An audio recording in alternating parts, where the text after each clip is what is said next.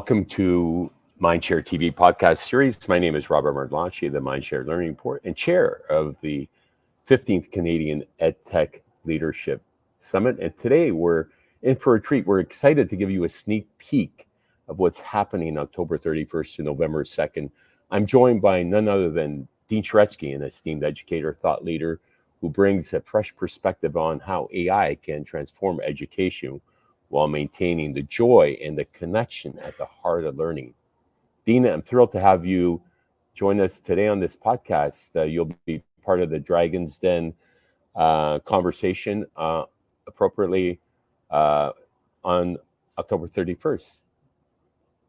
Yeah, looking forward to it, Robert. It's been a while since I've been to your summit, and so it was just great to be able to provide a little sponsorship and also be able to connect with a lot of people. I've looked at some of the list of presenters and things, some people I know and am connected with for a long time. There's a few on that I haven't seen for a while. So looking forward to and then finding some new folks to connect with as well. Absolutely. I'm going to say a little more about you because you are a legend in my books in EdTech.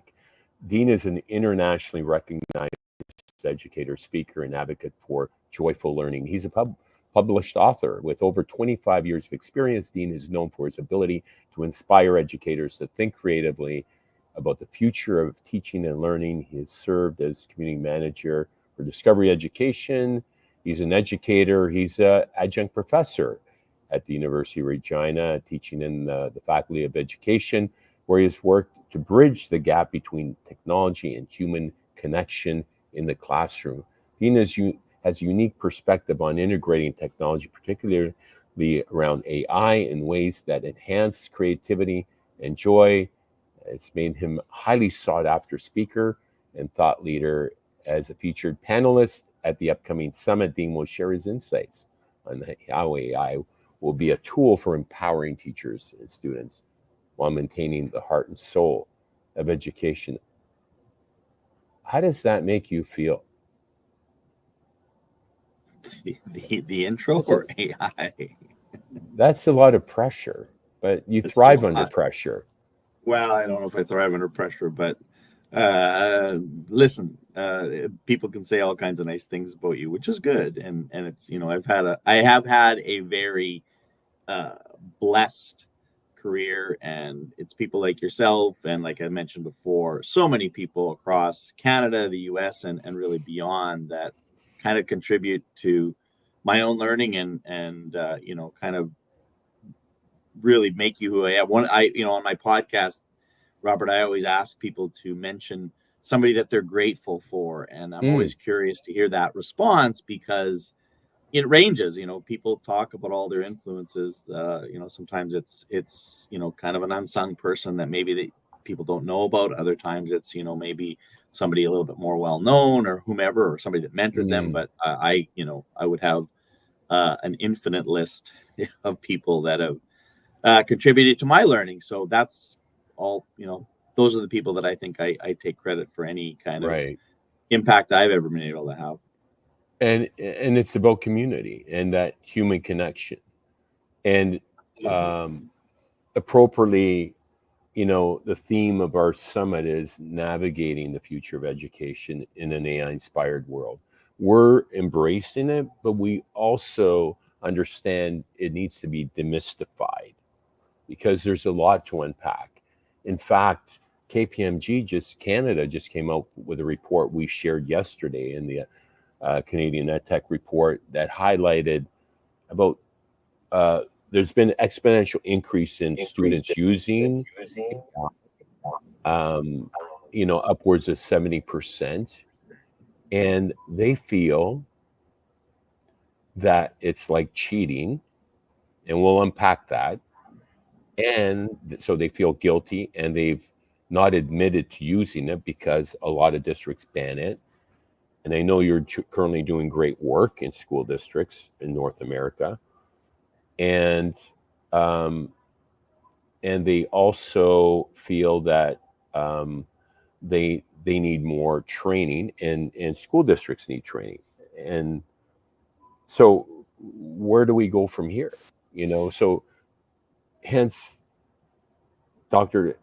Hinton, the Nobel Prize winner, who is a professor emeritus, incidentally, from U of T, where we're hosting our summit, talks about this being the second most substantial industrial revolution to the last one.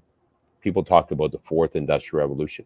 This is the second most major one that will result in mass transformation, but it's not physical, it's intellectual, he talks about. Let's unpack this and talk about why this is so important and such a marker in time. The most important upcoming event in modern education in Toronto, October 31st to November 2nd, because of this state that we're in, the state of flux that we're in, that is unparalleled. Well, I mean, that's a lot. And I mean, I think there's a couple things that are on that I think about, that I have been thinking about, and it's sort of twofold. One, as you kind of alluded to, is demystifying. Yeah, it's big, and it's big because it's happening to everyone, everywhere, all at once. So you can't escape it. It doesn't matter if you're, I've had conversations with my 92-year-old father about this, and his interest in trying to understand this to whatever degree he needs to or does, but it's there. He knows that it exists. To my 3-year-old grandson, who's going to be, this is just going to be his entire world, and so not only in that age gap, but also doesn't matter who you are. This is one of the very few times that I can think of in my whole education career where you have something that is not just about teaching and learning. It's about leading. It's about, operations. It's about societal impact. So it's just so pervasive, and it has, complexities to it. So you talk about cheating. I mean, that concept alone is not something that can be resolved with, even, your academic integrity policy. Sure, those are things that have to be done, and those are helpful tools to help you. But in the end, there's just really some dynamic, interesting conversations that I'm wrestling with all the time. And as many conversations as I've had with it, I don't have a clear, now I've figured out how to handle this in this situation, because everything's contextual.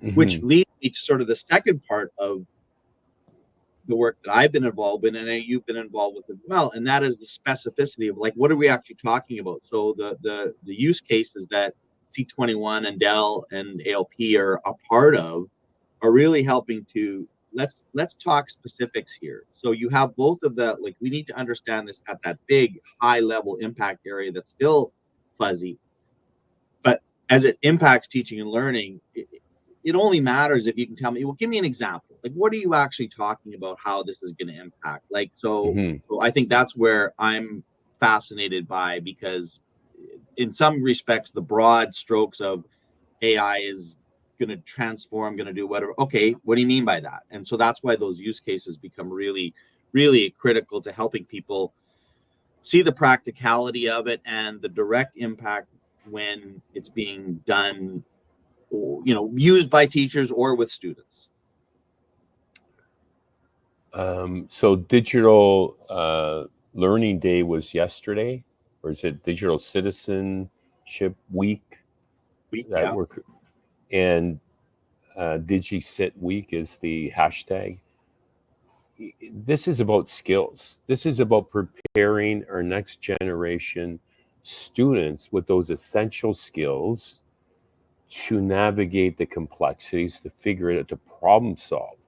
So critical thinking, digital literacy, multi-literacies. You and I spend a lot of time using AI tools and prompting. That's a new literacy. Prompt engineering is a career pathway that if you figure it out and get the proper training, you can do very well. So just like the horse and buggy, it was a great analogy someone used the other day. When that went away, it eliminated thousands of jobs, but then the car came along, and it spawned a whole new industry, as we're experiencing now. So history does repeat itself in different ways. It does, and I think, you know, that this is where I struggle a little bit, because there's two things. So I want to contextualize this and look at the past to see what can we learn from things that we've done before. You mentioned that I'm teaching at the University of Regina. I was pretty privileged. On Tuesday, I had Andrew McLuhan on. That's the grandson of Marshall McLuhan. Oh, wow. In my class. Yeah. So, I mean, you have, talk about legend. Yes. His family and his father, Eric, and his grandfather, Marshall, you know, are really seminal thinkers around media and technology.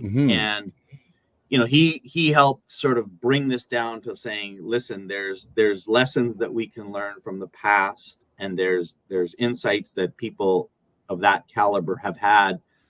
And, you know, all that things, critical thinking and all of these sort of, you know, the 5 C's that we think are foundational and universal. So those were things that mattered 100 years ago, 1,000 years ago, and we believe they'll matter 100 years from now. So that's important. However, I also think it's important to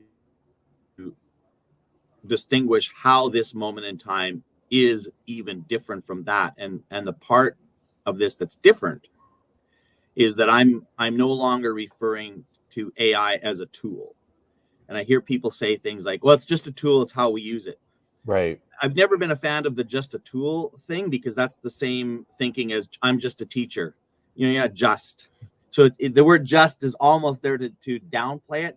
And while we do want to demystify it, I don't think we should underestimate that this is not like a tool, like a hammer, even like the internet was a tool that we control. It has its own agent, right? It's going off on its own.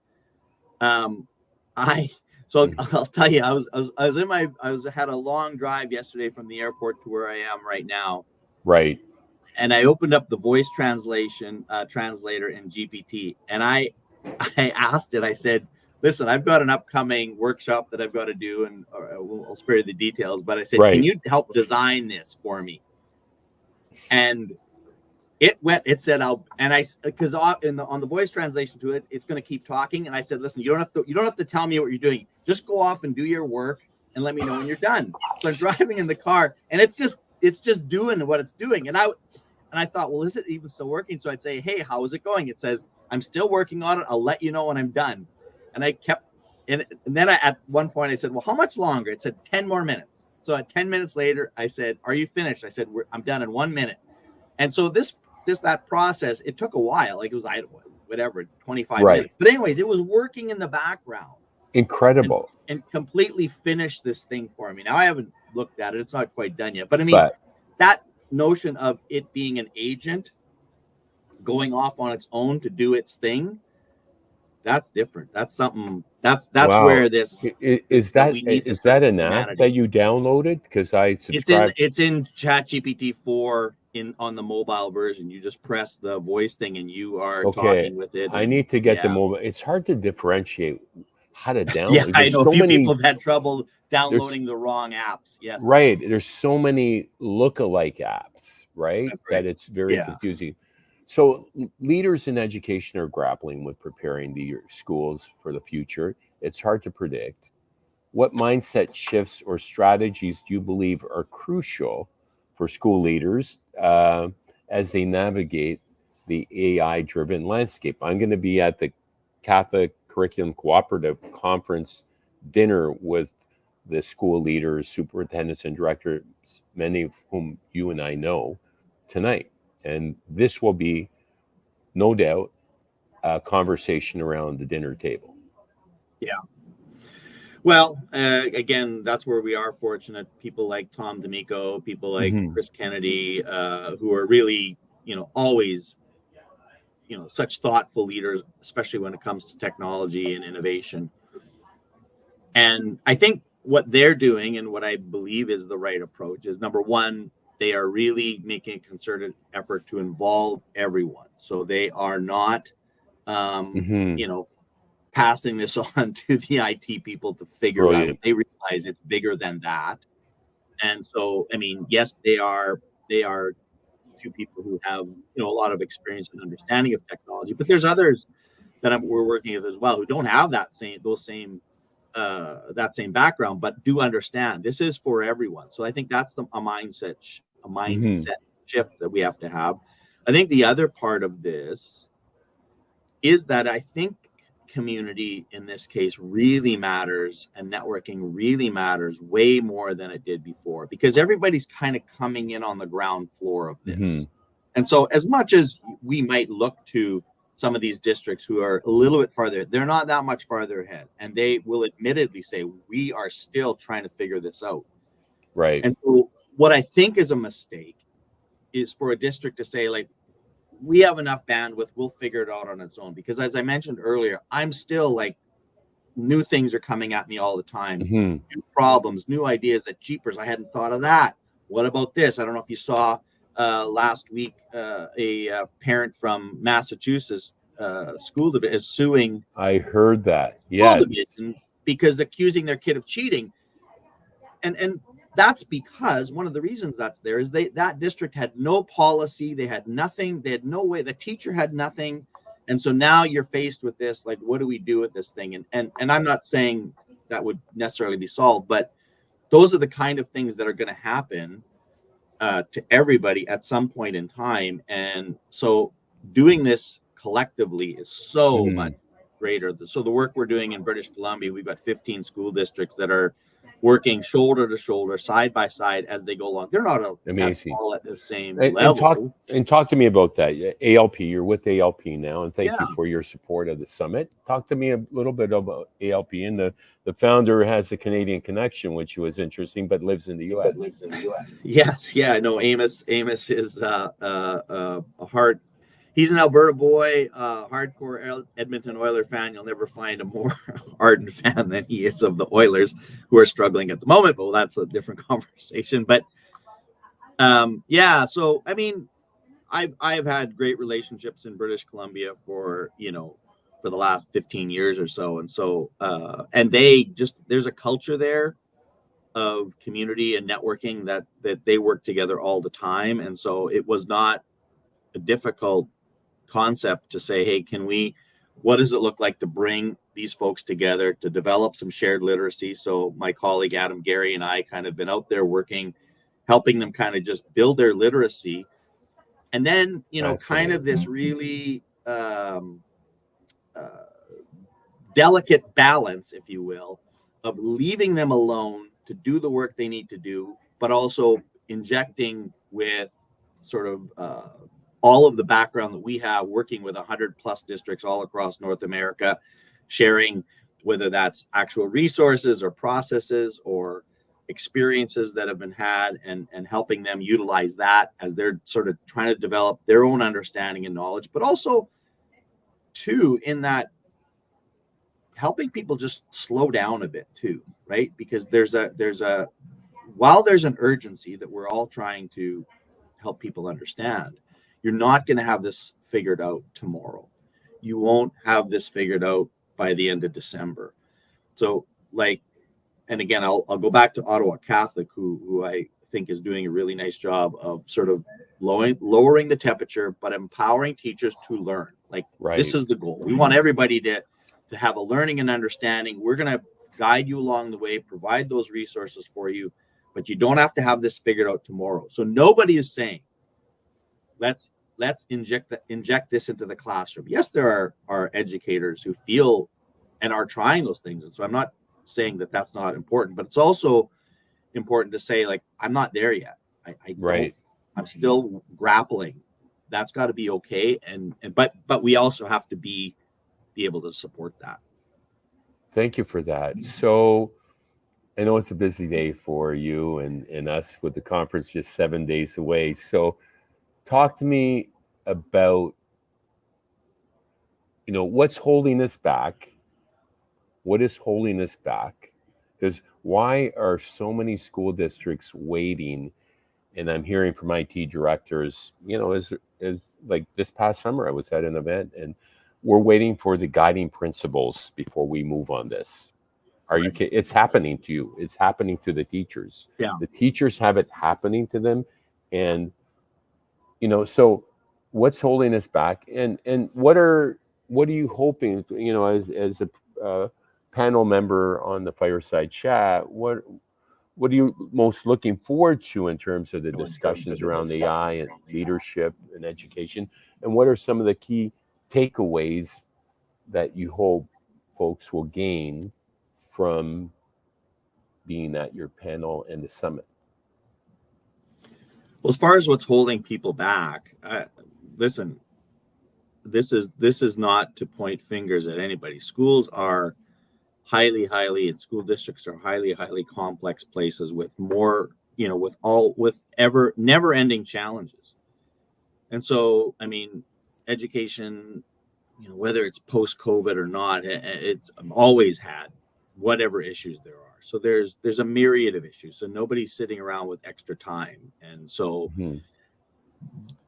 what's holding people back is somewhat of a lack of urgency, I think, in some cases. And so and then also the like to your point about people waiting for principles, they are waiting for guidance. And what I will say to that, and you and I know this, Robert, that outside of BC and maybe New Brunswick, no provincial ministries have really done anything in terms of providing that guidance. And even if they have, even in the BC case where they have provided that, you have to make them your own. You can't just pull somebody else's guiding principles and say, okay, now we're good, because they don't necessarily match your community, your language. So you have to invest the time to wrestle with some of these conversations, and time is precious and time is difficulty. So I would say what's holding people back is a little bit of lack of urgency from leadership, right? And so that has to be where it starts. So they have to say, this is important. We will figure out a way to make time. And I think that's what it is. But I don't say that to point fingers at anybody, because I understand it's hard and it's not clear. It's a fuzzy path. And I'm always quite honest to say there's no magic road here that we're going to go down there, but we got to start on this journey and start that conversation, which leads me to your second part of your question about what I'm excited about when it comes to that fireside chat and just the whole summit experience. Is like there's a lot of really smart people in that room and coming to your event that are sharing perspectives, whether it's a Steve Jordan's from university, or my friend Katina from Dell, or Chris and Tom and some of the other school leaders. There's all those different perspectives I think are really important, because I am all ears. So you and I have lots of friends in the business community, so we're listening to them. Like, what does this mean to you? So we have to be attentive, not just in our own little world around what this means for education, but what this means for the world. And I think there's so much to glean from all of those people and the world that they come from that I don't have as much context in, but I want to learn with and from them. Thank you for that. Just my perspective, and we have a news release going out today. I talked about Dr. Jeffrey Hinton, Professor Emeritus, who's actually going to get an EdTech Award, Lifetime Achievement, for his discovery and work in AI. And he talks about exceeding our intellectual capabilities. We're really at the dawn of a digital renaissance. I've referred it to as AI is unleashing unparalleled innovation in both education and the workplace. The summit will be a defining moment, is my prediction, for Canada to leverage preparing the next generation of leaders with the essential skills to thrive. At the end of the day, that's what it's about. It's the future is AI driven, and those who don't embrace it, sadly, will be left behind. Final thoughts on that? Well, it leads me to something that Andrew McLuhan shared in my class on Tuesday that his grandfather had said, and I think it's on one of you might even find the interview. I can't remember the specific interview or discussion. I've watched many YouTube of those somewhere. recorded ones on CBC. Right. Yeah. YouTube. Yeah. And it had to do with, he was talking about television at the time and how, like every technology, there are people that are critical of television, still are critical of television and its impact. And so he's, the other person on this panel was saying, well, I see the negative. So now basically, I'm paraphrasing obviously, like I don't want to use it. And McLuhan's response was, well, you can do that. You can choose not to use it at all, but then you're missing out on all the benefits that it has. Like, and basically to say that all of these innovations and things, and they come with risks, they come with negative, but they also come with possibilities. So you can choose to say, well, I'm not going to use that at all. And you can certainly do that. But why would you, whether you choose to use it or not, it's there, right? Like it exists and it's there. Why wouldn't you not want to try to leverage it and work it? And so, I mean, there will be people and school districts who will work to minimize this. But the difference here is that we saw how quickly the early people who said, well, let's ban it, realized really quickly, yeah, we can't do that anymore. This is not like banning Wikipedia from your school's filter back in 2003 or 4. Like that, you could do that. And you also knew that you had fewer kids with access at the time. So they might, there were a high percentage of kids who would never see Wikipedia or any of these other things. Today, that's just gone because, everybody has, access. And again, I shouldn't say everybody. There's still obviously people that we're working towards, but far more people have access now. And so your ability to, in the school or anywhere else, to try to eliminate this like that, people have realized now that's not going to work. So what will work? Well, with that, Dean Shareski, embracing AI for joyful and human-centered education. That was the headline that ChatGPT generated for this talk this morning. And so I think you should use that in a presentation or a new book. So perhaps a title for your new book. It's been fantastic to hear your thoughts and how we can thoughtfully integrate AI into education while preserving the essence of what makes learning joyful and human. We're excited for your fireside chat presentation at the Canadian EdTech Summit just 7 days from now. And I know our audience is going to walk away inspired and ready to take action, because it is about a call to action. It's about passion, and a call to action was one of my taglines that I used to use in my videos. And thank you again for joining us on MindShareTV today, Dean. Thanks, Robert, and we'll see you next week. To everyone tuning in, be sure to register for the Canadian EdTech Summit, or tell your friends and colleagues about it. It's just around the corner, October 31st to November 2nd. Be sure to check out www.mindsharelearning.com to get your latest issue and learn more on how you can register. And until next time, stay healthy, stay safe. Keep the learning curve steep.